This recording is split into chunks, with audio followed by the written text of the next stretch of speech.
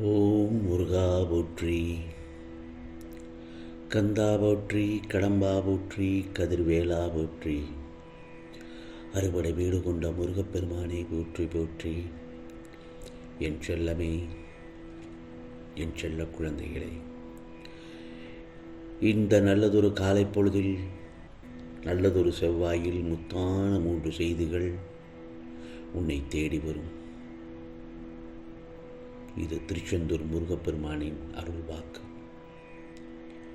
இந்த முருகப்பெருமானை நம்பினால் நான் சொல்வதை முழுவதுமாக கேள். நிச்சயமாக இதை நான் சொல்லி முடிப்பதற்குள் உனக்கு ஒரு முத்தான 3 செய்திகள் நிச்சயமாக உன் செவியில் வந்து சேரும். நான் சொல்வதை கேட்பதற்கு முன் முருகனுக்கு அரோகரா என்று பதிவிடு என் செல்லமே.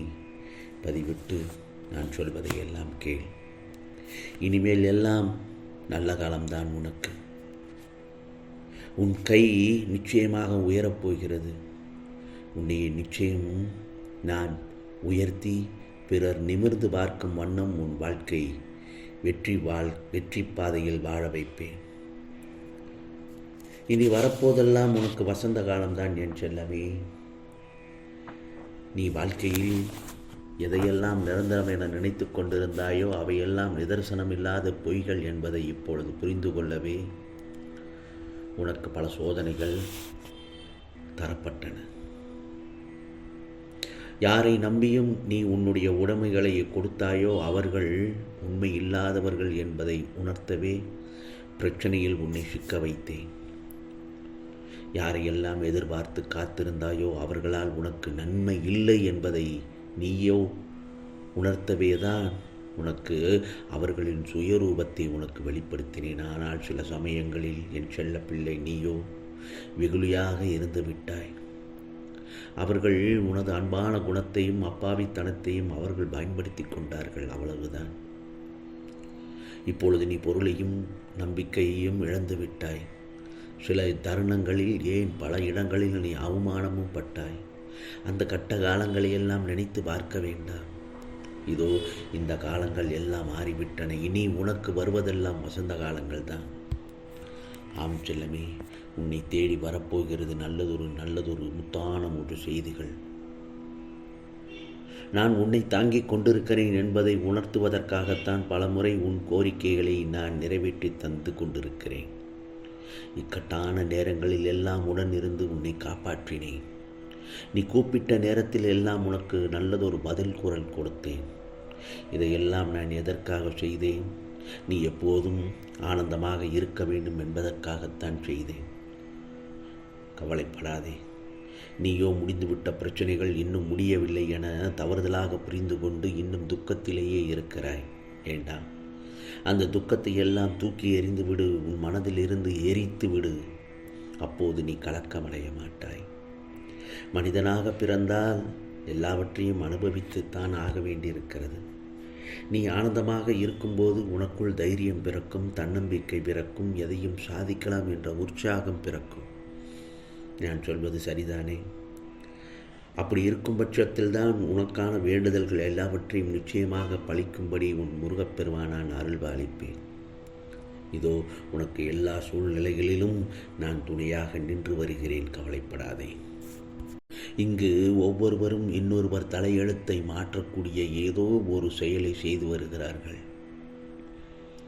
ஆனால் என் தலையெழுத்து ஏன் மாறவில்லை என்று என்னிடம் கேட்கிறாய்.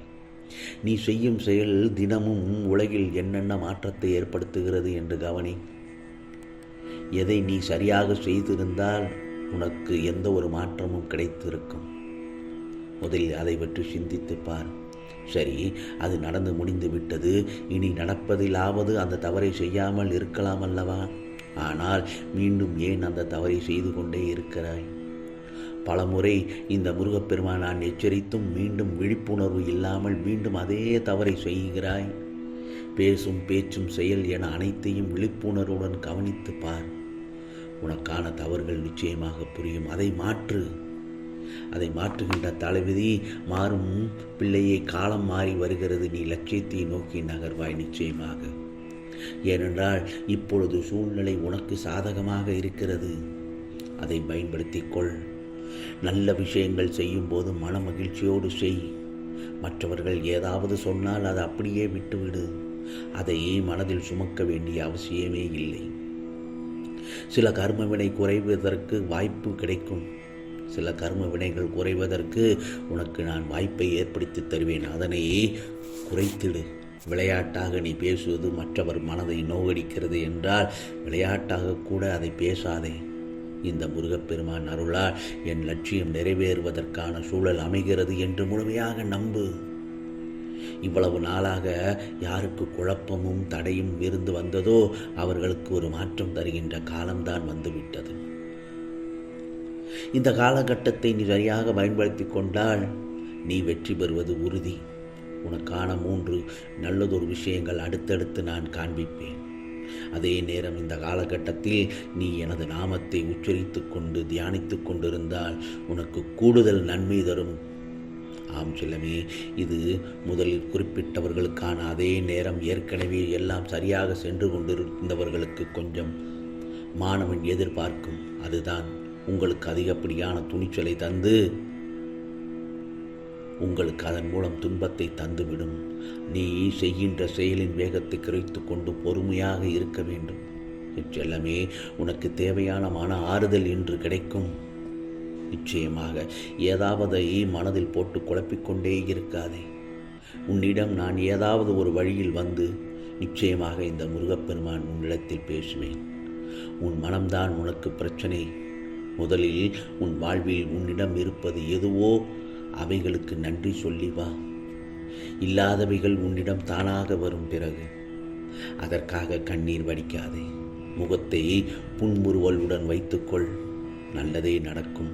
ஆம் செல்லமே, நீ பட்ட அவமானங்கள், ஏமாற்றங்கள், தோல்விகள், நிலை குலைந்து போகச் செய்யும் கால சூழ்நிலைகள், காரியத்தில் நஷ்டங்கள், வஞ்சகர்களுடைய சூழ்ச்சிகள், எதிர்பார்ப்புகள், எதிர்ப்புகள், உறவினர்கள், நண்பர்களின் சூதுகள், அன்பின் இழப்புகள் இவையெல்லாம் நிச்சயமாக மாறும்.